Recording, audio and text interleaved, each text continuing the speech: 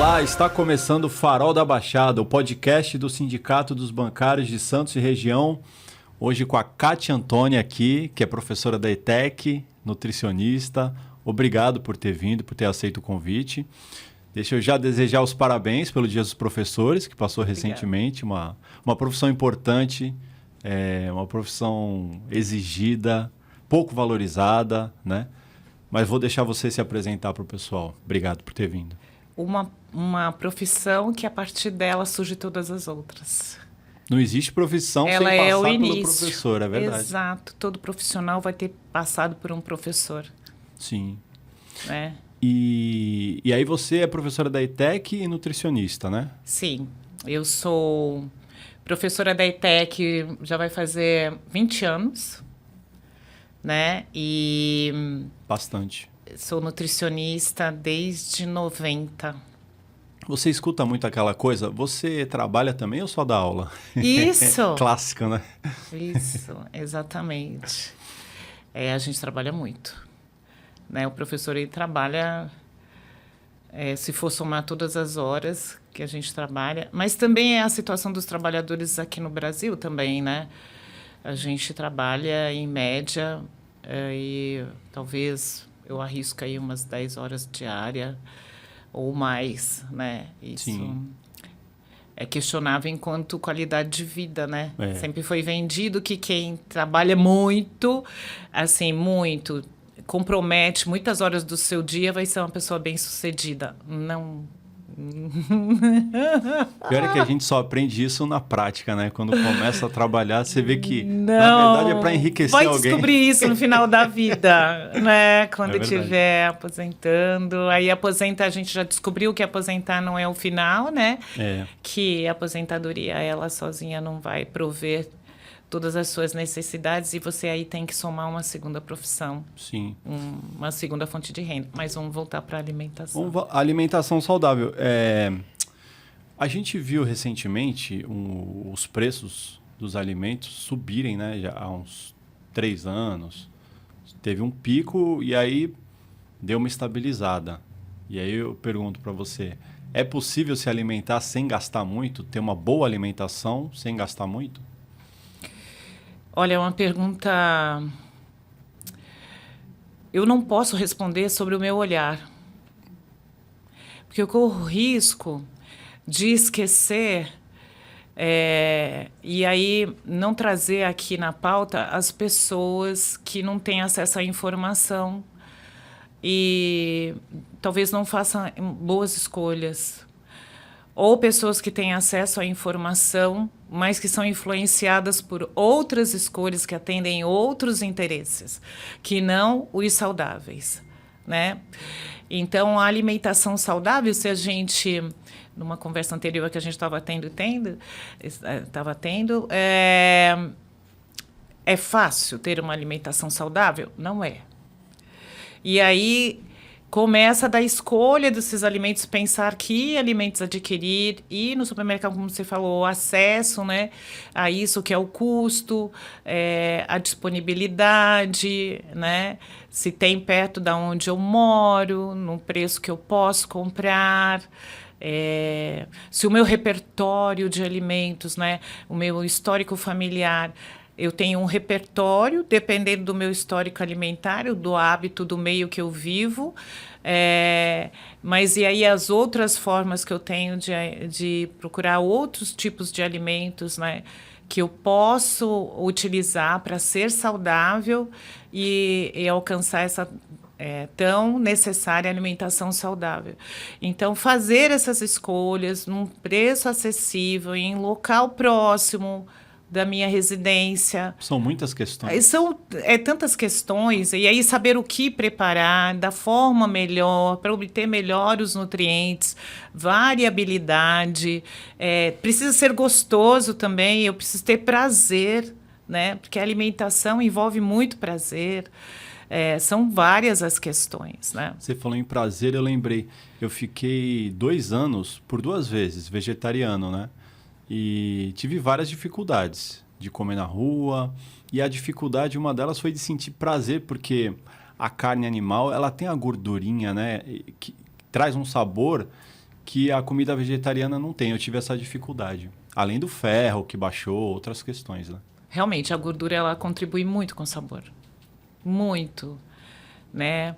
Não fizeram uma gordura sintética ainda para ajudar a gente? E, na verdade, é um conjunto. E o que você tem a gordura vegetal, muitas vezes você vai cair na gordura trans, que é de baixa qualidade nutricional. Muito pelo contrário, né? Não tem nem qualidade nutricional, porque não há recomendação para a gordura trans. Você veja, eu tenho um limite de consumo para a gordura saturada, para a gordura trans a tolerância é 0. Mas, então, quando eu vou para a gordura vegetal, então, aí eu vou cair na hidrogenada, que vai fazer mais mal do que talvez uma gordura saturada de origem animal. Então, tem várias questões aí, né? Eu também fiquei 2 anos vegetariana. Coincidência. Mas, olha, se a gente for comparar, né? Você que não tem tanto acesso a essa informação, né? Não é a sua expertise, não é a sua formação. Sim. E eu, que tive uma formação, então eu tive mais informações disponíveis, uma facilidade para criar opções dentro daquela minha limitação, diferente de você, né? Que você tinha que fazer um esforço muito maior. E por que você parou? Porque eu gosto muito de carne também. Difícil, né? É difícil, né? O hábito da porque eu sabor. gosto muito de carne. Tem essa questão também, Sim. O sabor, né? E aí, naquela fase da minha vida foi interessante, mas depois eu voltei a consumir carne também.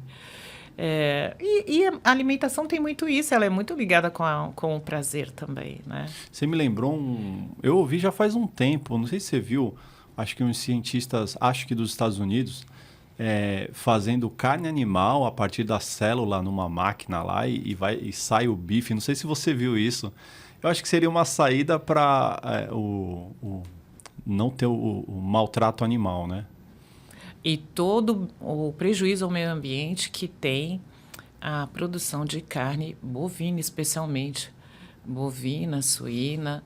Então, o abate de animais, a criação de animais, o abate para a produção alimentícia, ela, assim, vamos dizer assim, que traz um prejuízo muito grande ao meio ambiente, né? Então, interessante seria a gente consumir menos, né? Sem falar dos efeitos à saúde, a questão do risco, das questões das lipidemias que a gente fala e as doenças veiculadas ao alto consumo de carne bovina, por exemplo, as doenças cardíacas.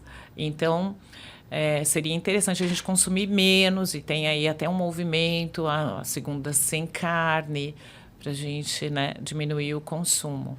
Mas parece que esse tema é meio tabu, né? Você não vê muito difundido aí. Não sei se pela indústria que tem por trás. Aí é que tá.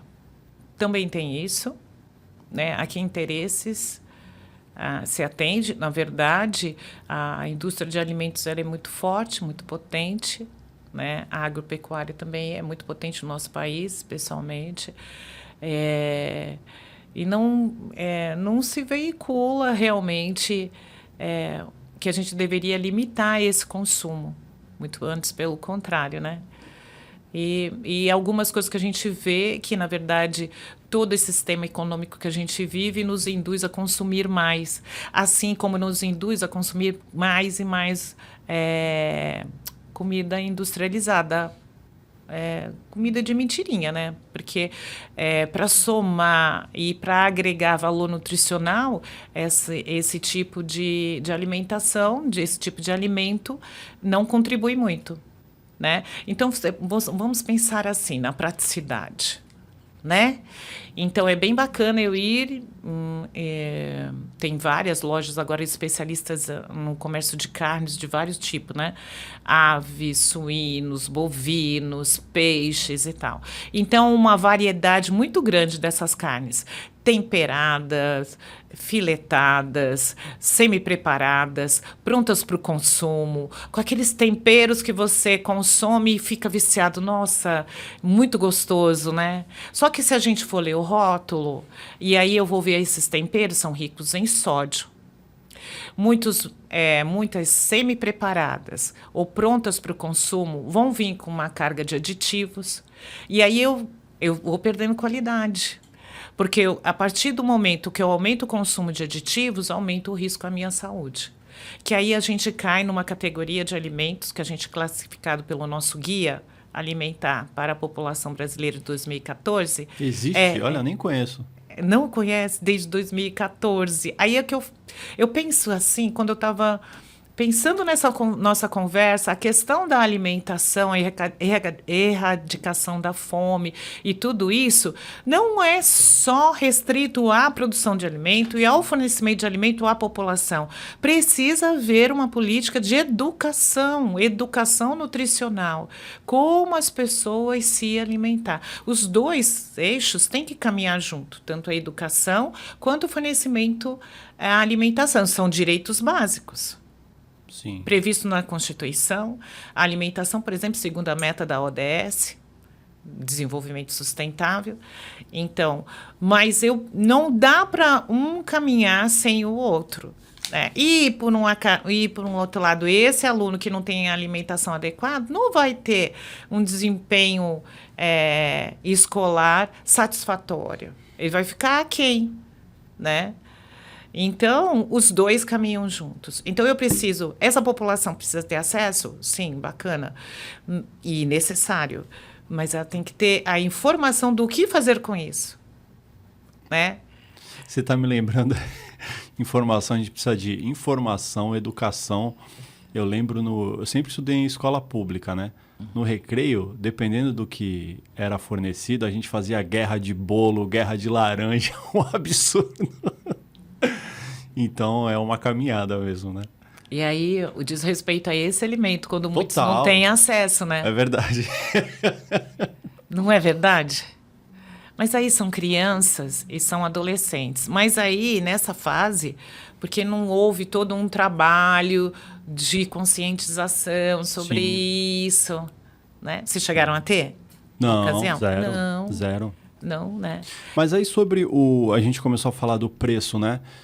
A gente tem esse alimento orgânico, que ele é mais caro ainda do que o não orgânico. Uhum. Mas ele de fato, ele é mais rico de nutrientes do que o que não é orgânico. Ele é livre de agrotóxicos. Certo. A garantia é essa. Então... Todos deveriam ser, né? Sim.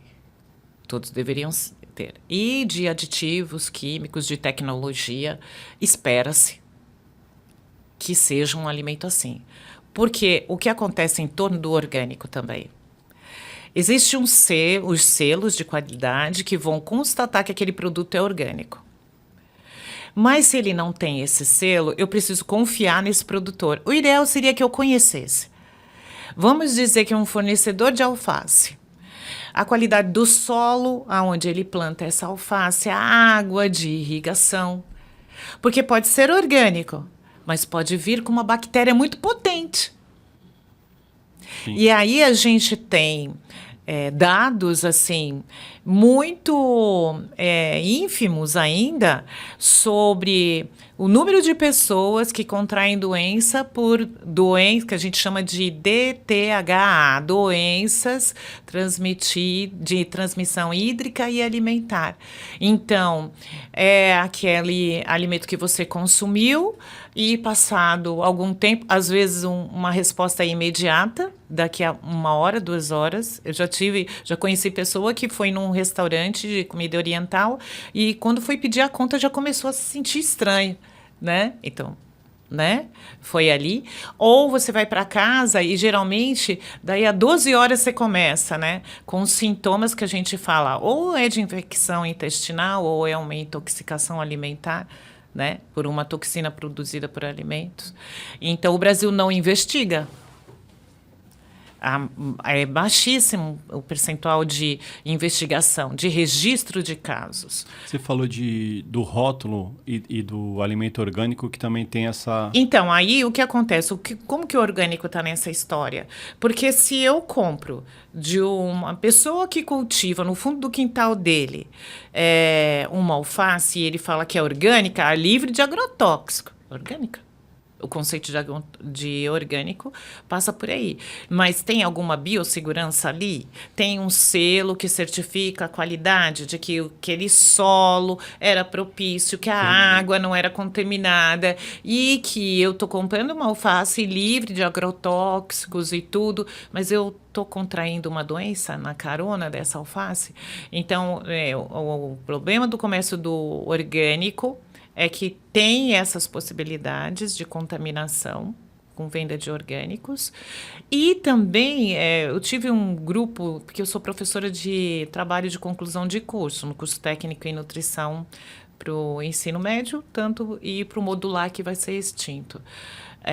Para o curso médio, ensino médio, então no terceiro ano eles fazem como é a formação profissionalizante no Centro Paula Souza, nas escolas técnicas do estado de São Paulo. Eles têm que apresentar um trabalho de conclusão de curso. Então, no trabalho de conclusão de curso, eles levantaram o perfil do consumidor de orgânicos em Santos.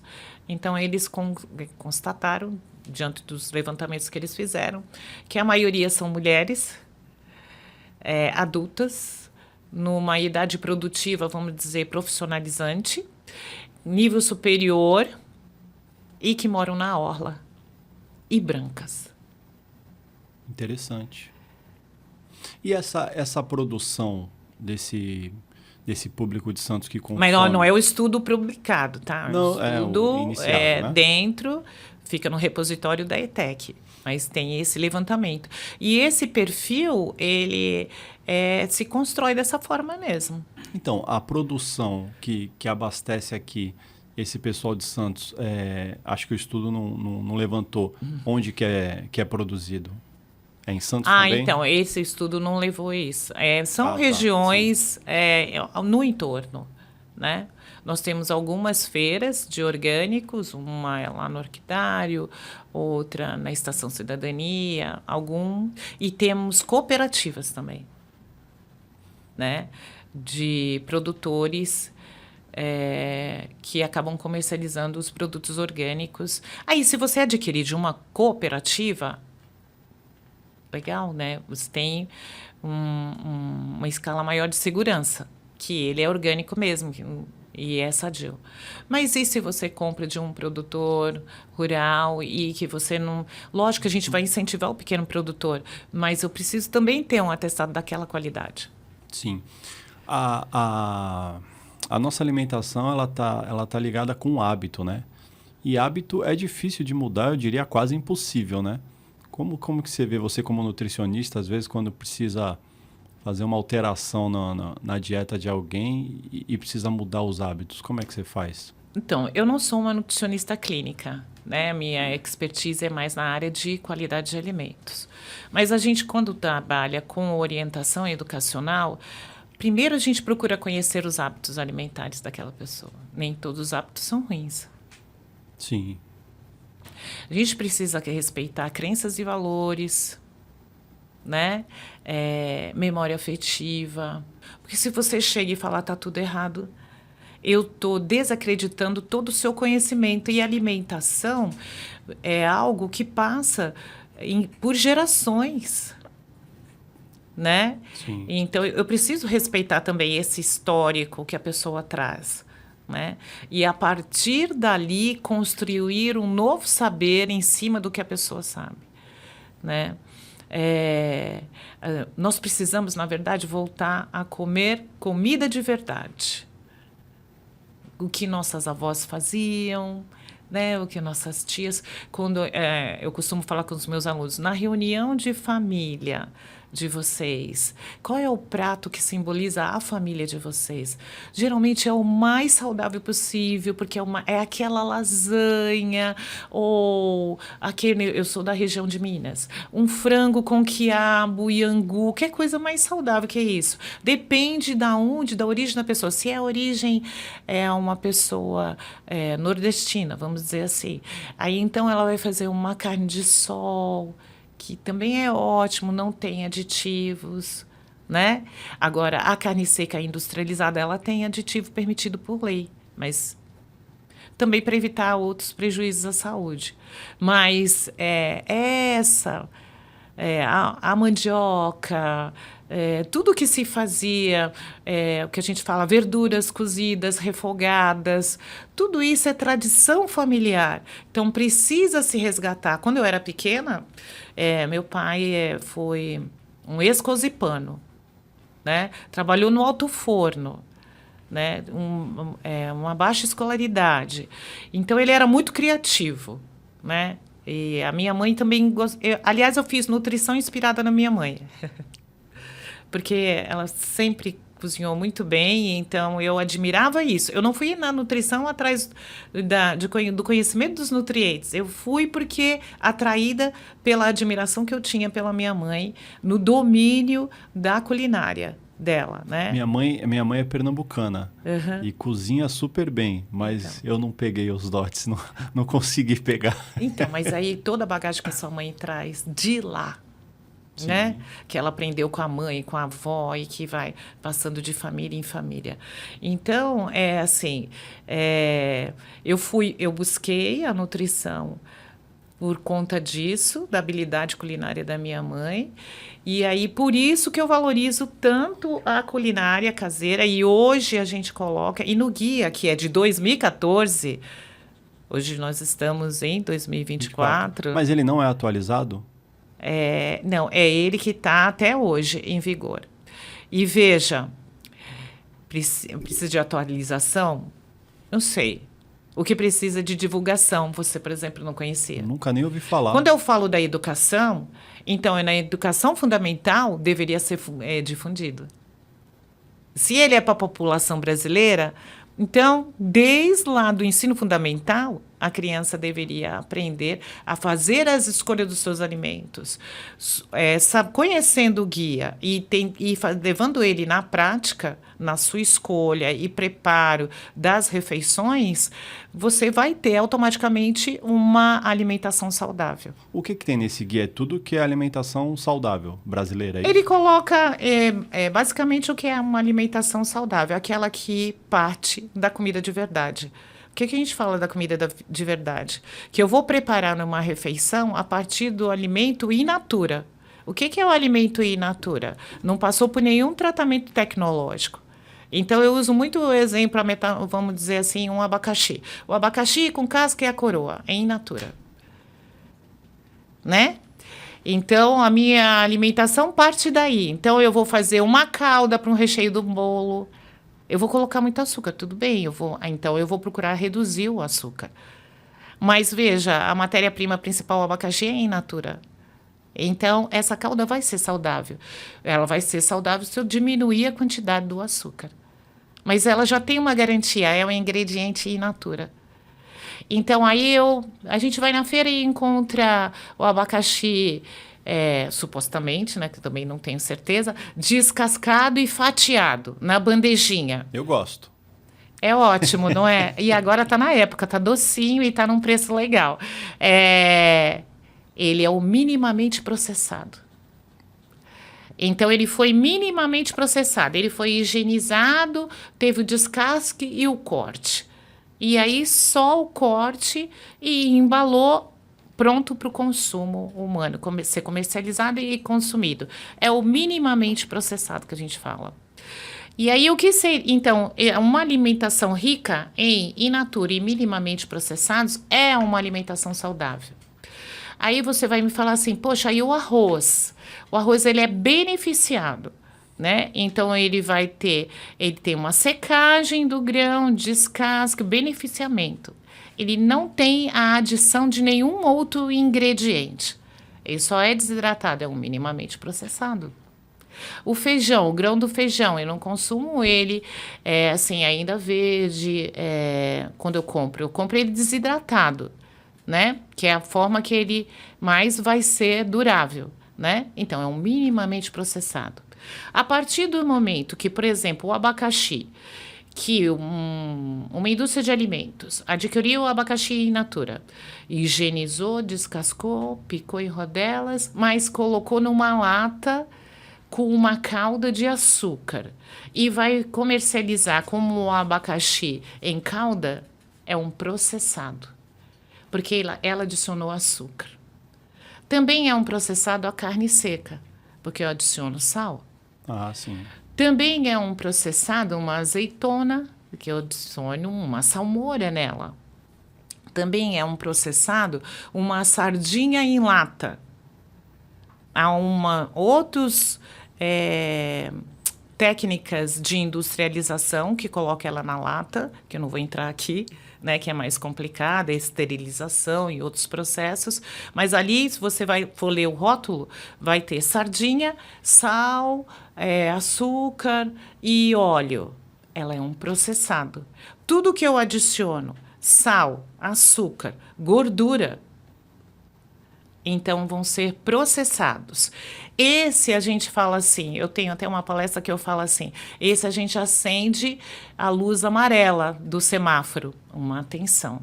Eu vou consumir? Vou consumir, mas tendo uma atenção. Por quê? Ela vai ter sal para se conservar. No caso do abacaxi em calda, ele tem o açúcar para auxiliar na sua conservação. Não é só para deixar mais docinho, é para auxiliar na conservação. Né? E fora que ele está embalado na lata, e eu tenho todo um revestimento tecnológico naquela lata, se ela tiver amassada já me compromete a qualidade dele, se estiver estufada, se estiver enferrujada e etc. São outras questões. Mas essa é o processado. Alguns processados eu tenho que ter muito cuidado. Então é o sinal amarelo. Eu vou consumir, mas com uma atenção.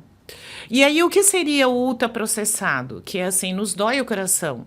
Mas a gente entende. Salsicha. Salsicha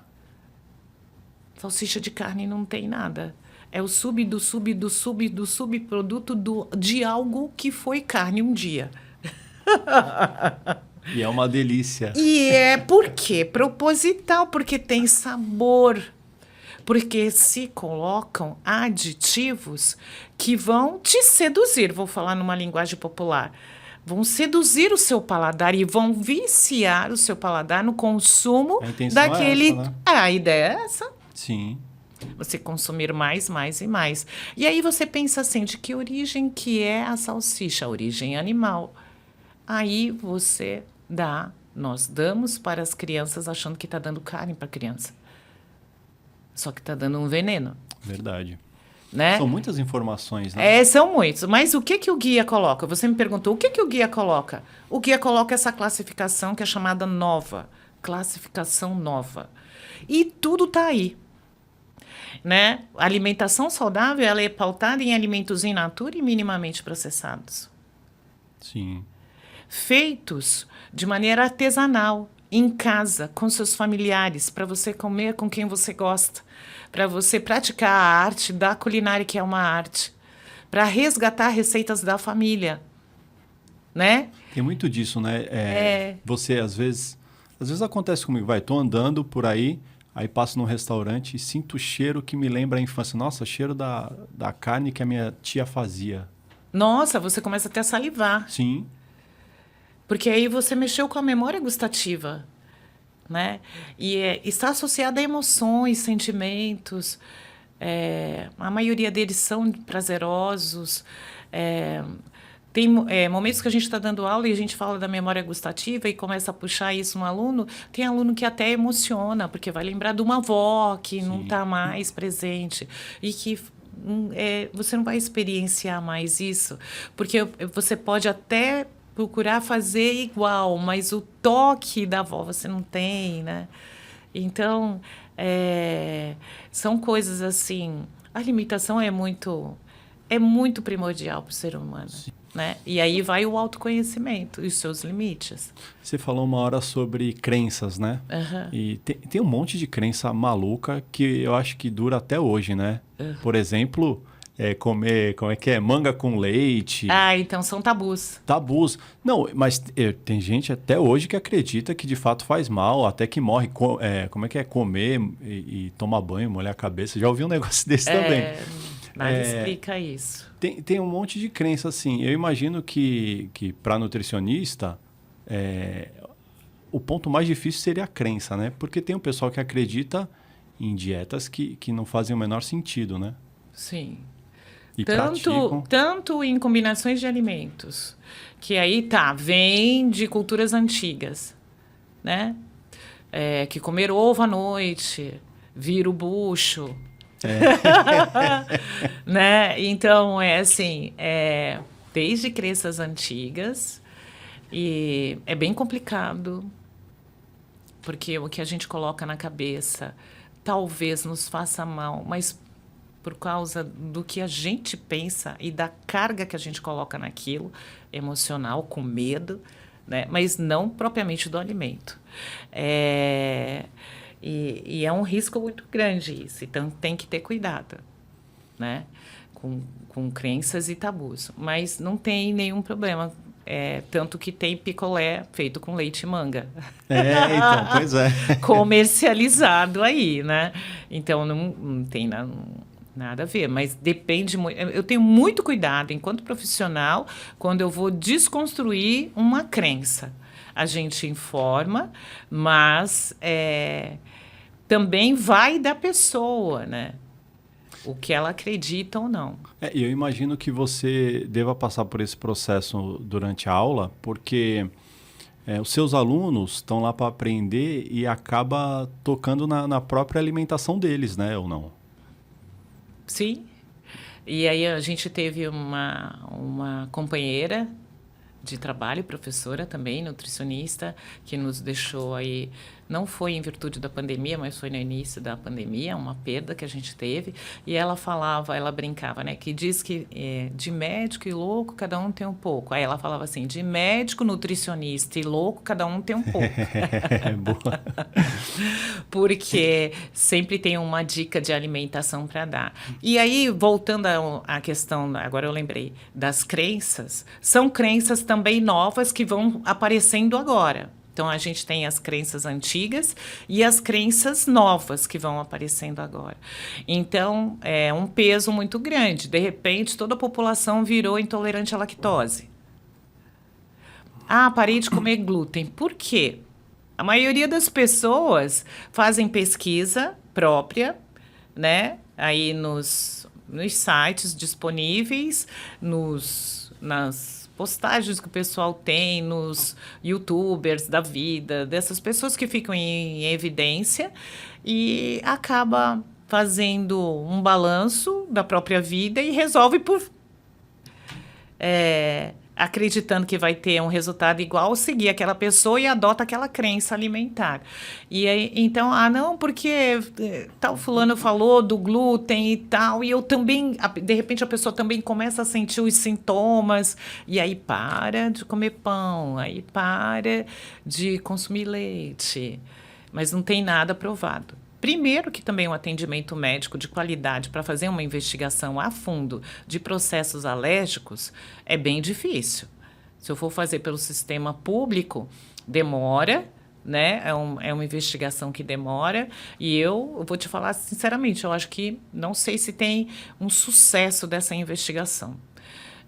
E a pessoa que tem renda, poucas vão ter acesso aí a um bom plano de saúde que vá fazer essa investigação alimentar. Então, a grande maioria vai no achômetro, eu acho, e começa a se comportar assim. Né? A gente comentou da indústria que tem por trás da crueldade animal. Existe a indústria da alimentação saudável também ou não? Também a dita alimentação saudável, porque também é lucrativo, né? Então não é oficial. Não, vamos dizer assim, é vamos dizer assim, você vai falar assim, eu vou comer uma barra de cereal. O que você espera de uma barra de cereal? Que ela me forneça, no mínimo, baixa caloria, que ela seja rica em fibras. Rica em fibras. Vamos colocar uma questão simples. Porque os alimentos eles podem ser fonte de fibra, para ter a alegação lá de fonte ou rico de fibra, por legislação, eu tenho que ter uma quantidade de fibras. Por exemplo, fibras, em cada 100 gramas eu tenho que ter, em cada 100 gramas do alimento, eu tenho que ter 3 gramas de fibra para receber a declaração de fonte de fibras. Só? Pouco, né? E o resto? Não é pode pouco, ser qualquer coisa? Não, fonte de fibras, eu estou falando fibras. Sim. né? Mas só 3%? 3 gramas, é isso. E aí, e se for, no mínimo, pode ter mais.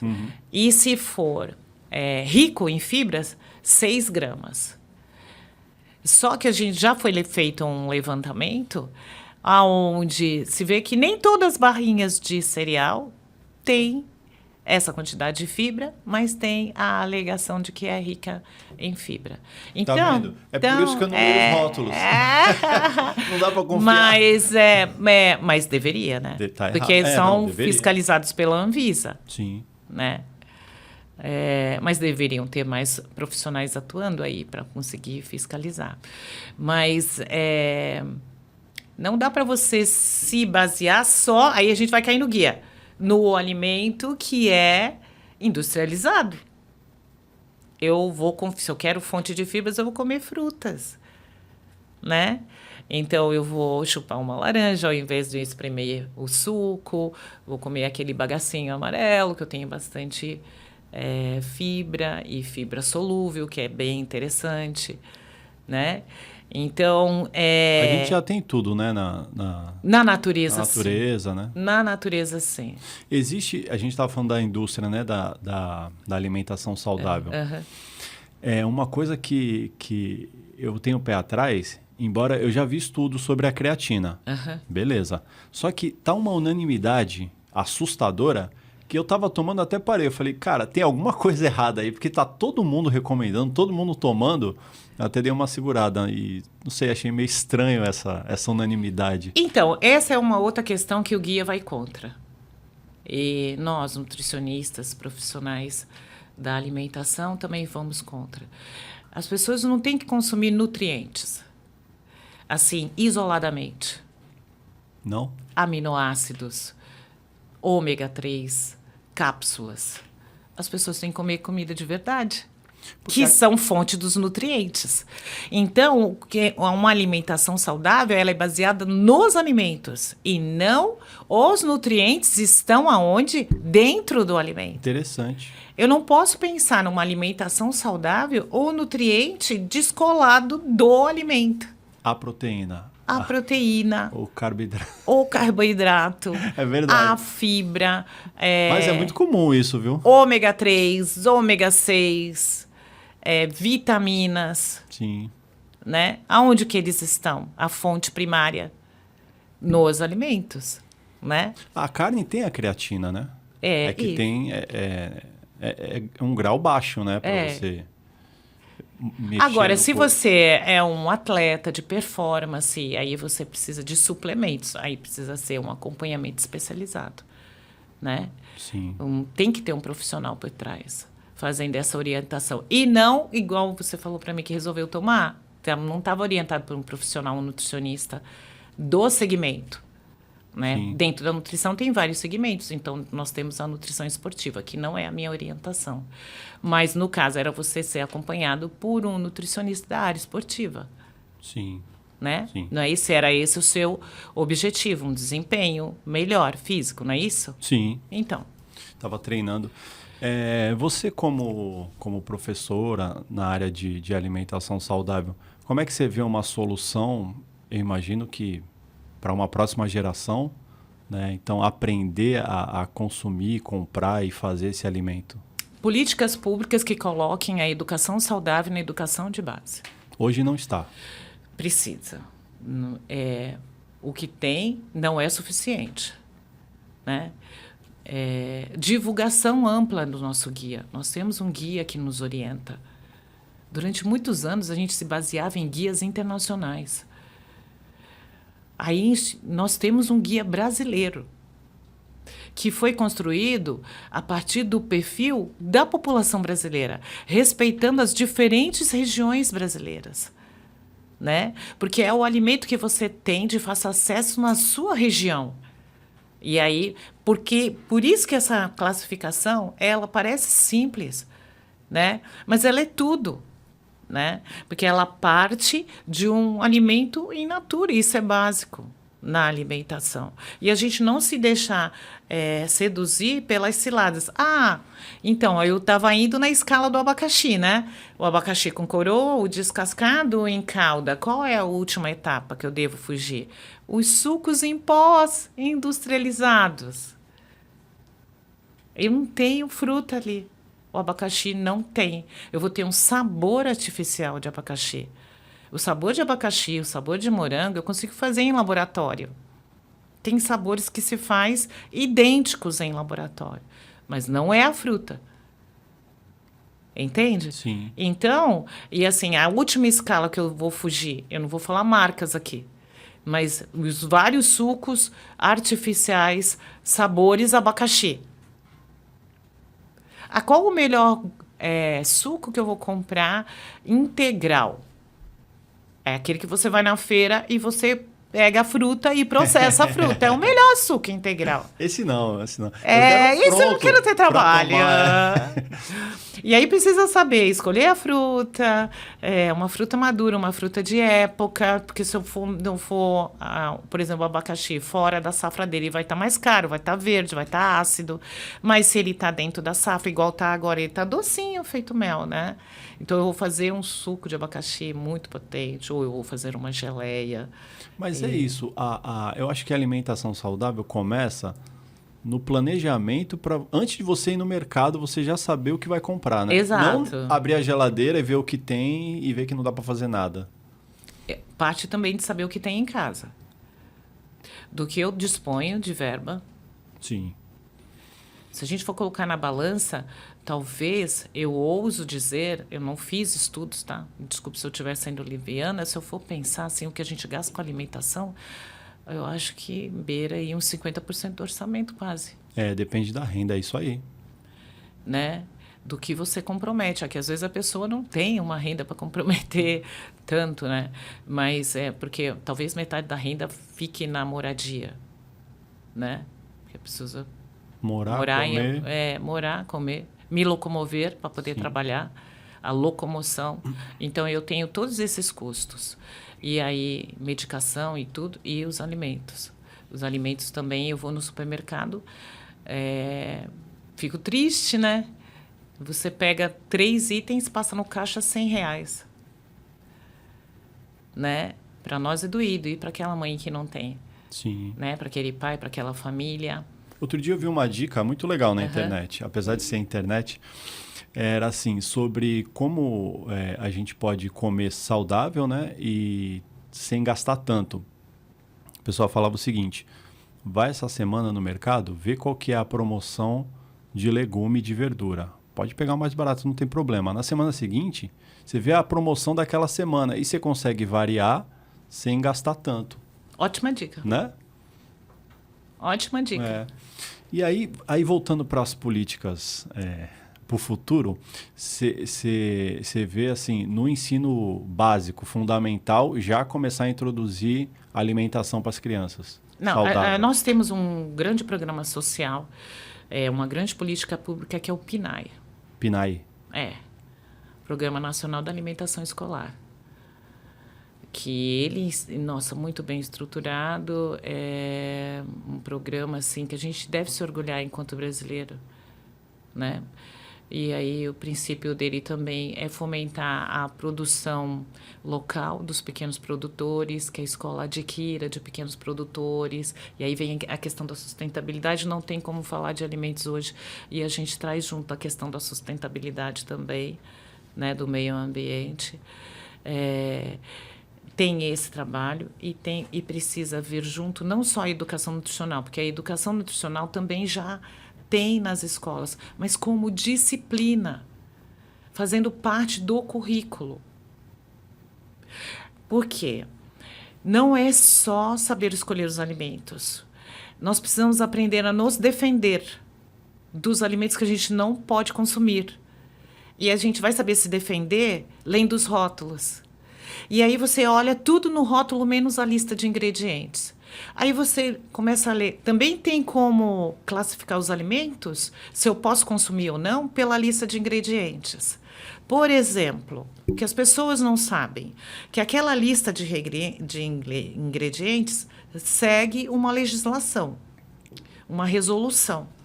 A legislação que norteia a produção de alimentos, ela foi revista para efeito de rótulos, é recente, desde 2020 para cá. Né? E tinha que ser colocada em prática até 2022, que são aquelas lupinhas que você começa a observar na frente dos rótulos. Com açúcar adicionado, alto teor de sódio. É novo isso. Bem novo. Alto teor de gordura, né? Para receber a informação de adição de açúcar, ele tem em 100 gramas uma adição a mais de açúcar. Então, realmente é alto. Então, se eu vou escolher entre um produto que tem adição e que não tem adição, eu tenho que ir para o alimento que não tem adição de açúcar. Mas, às vezes, ele não é tão palatável. E aí fica uma disputa até desleal. Porque a indústria, ela investe maciçamente em aditivos palatáveis. Sim. Sedutores, cores, texturas, você tava falando... ruídos, você morder e fazer aquele ruído, coisas que vão te seduzir. Você falando agora das crianças se defenderem do alimento ruim, a criança está assistindo um desenho e passa o comercial do salgadinho. Então, o marketing é ofensivo em cima de alimentos com apelo infantil. Né? Nós estamos observando um movimento que vem com legislações coibindo esse tipo de coisa. Né? Refrigerante também? Mas ainda é bem pequeno. Deveria ser bem radical. Né? E o que acontece? Voltando à lista de ingredientes, que é bem simples da gente entender. Né? Por favor. Se a gente consegue falar assim, eu consigo escolher meus alimentos, por exemplo, se eu tenho que comprar industrializado, vamos dizer assim, porque a gente não consegue sair dele totalmente, né? Aí eu vou no mercado, o que eu vou escolher? Pela lista de ingredientes. O primeiro ingrediente é o que está em maior concentração.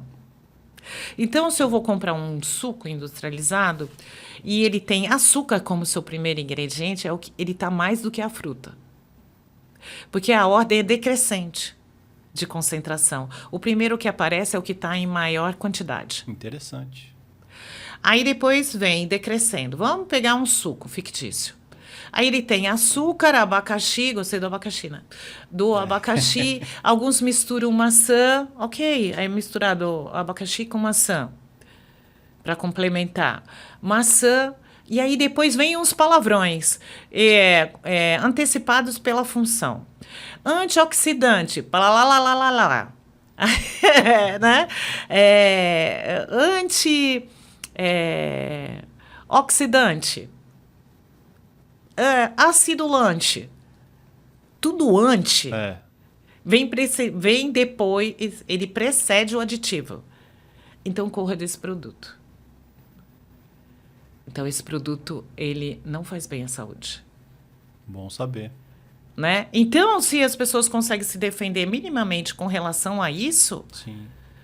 E conseguem entender minimamente o que é aquela informação nutricional, que é o cálculo, quanto que tem, que a gente chama de macronutrientes, né? Carboidrato, proteína e lipídio, né? Quanto que agora ela vem separado, né? Açúcares totais, né? Dos outros tipos de açúcares, né? O que é uma gordura saturada, o que é uma gordura insaturada, o sódio que tem ali, qual é a quantidade mínima. É importante, são informações importantes que tem que ter, que a pessoa minimamente conseguir ler e decifrar o que é aquilo, né?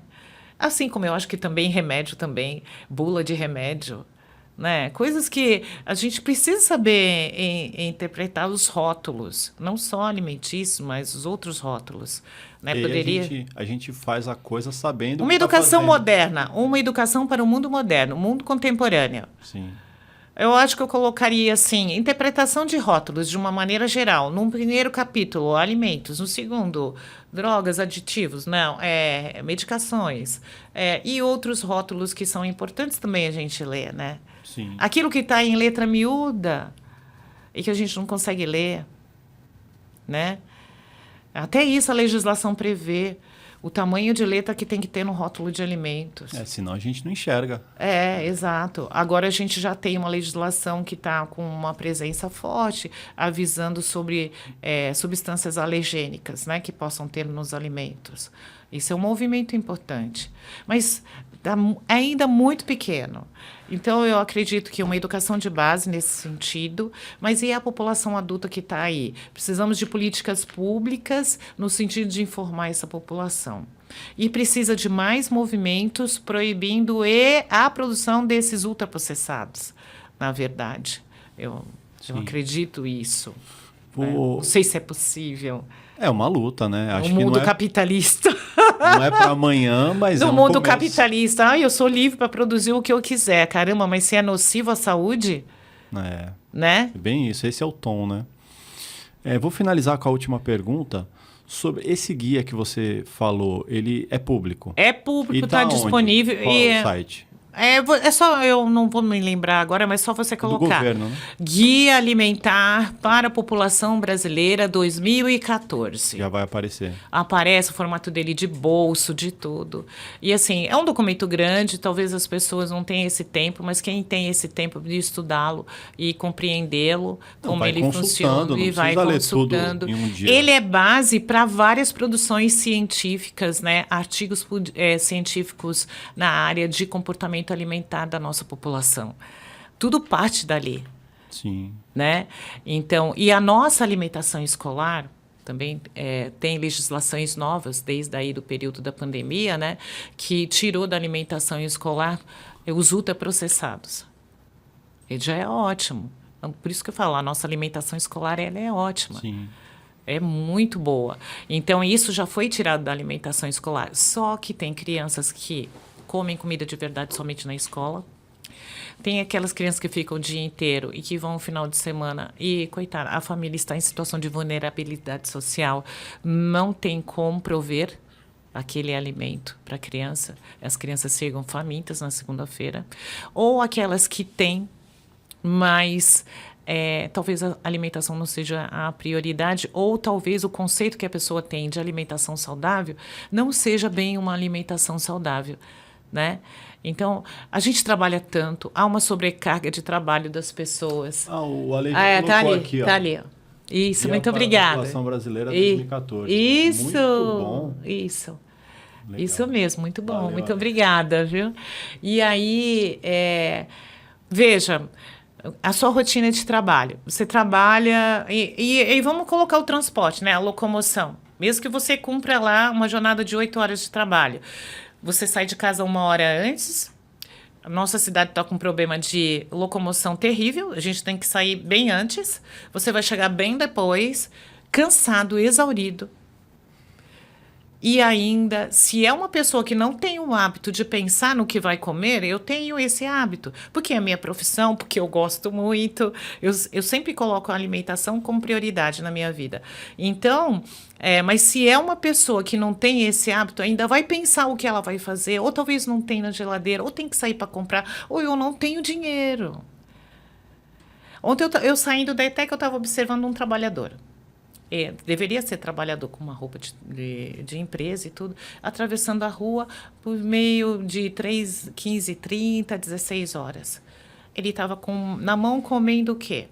Aquela pipoquinha cor-de-rosa, sabe? Doce, é uma delícia. Doce, uma delícia. Por que ele estava comendo aquilo? Supostamente, no meio da tarde. Ou ele não fez o almoço, tem muitas pessoas que não conseguem fazer o almoço.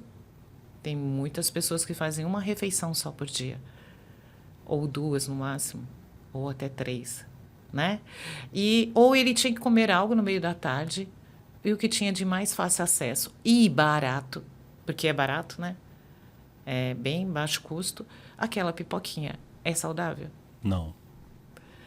Ele não sabia fazer uma escolha?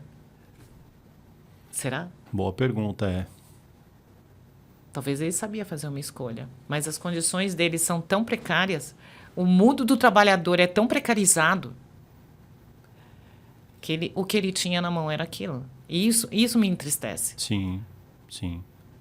Ou ele não tinha, ele está sendo tão explorado que ele não faz uma pausa na tarde, que ele tenha uma sala onde ele trabalha, que ele possa sentar e comer uma fruta que ele tenha levado. Se desligar do ambiente, né? Comer. A sobrecarga de trabalho, a cobrança é tão grande que a pessoa não tem nem tempo para sentar e fazer uma refeição. Nossa, é tanta coisa, né? É muita coisa, é verdade. Muita coisa envolvida, né? Kátia, obrigado. Eu vou falando um monte. Não, mas é para isso mesmo, aprendi bastante. Se quiser deixar um último recado, como professora, como nutricionista, fica à vontade. Valorizem o caderno de receita da família. Eu, por exemplo, não tive na minha família porque eu sou de origem negra, eu sou uma mulher negra, de origem muito simples, e na minha família é negro miscigenado com indígena, e o saber é passado pela oralidade.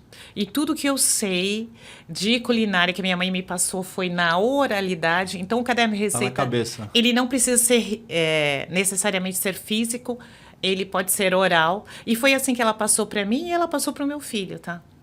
Porque o meu filho também, que ele é amante de boa comida, então ele ficava cercando minha mãe para construir o caderninho de receita dele, né? Pela oralidade da minha mãe. Hoje minha mãe não está mais, mas esses conhecimentos, ela não está mais entre nós, virou ancestral. Mas esse conhecimento ancestral a gente carrega. Então, valorizem, vou melhorar, não o caderno de receita, mas o conhecimento ancestral.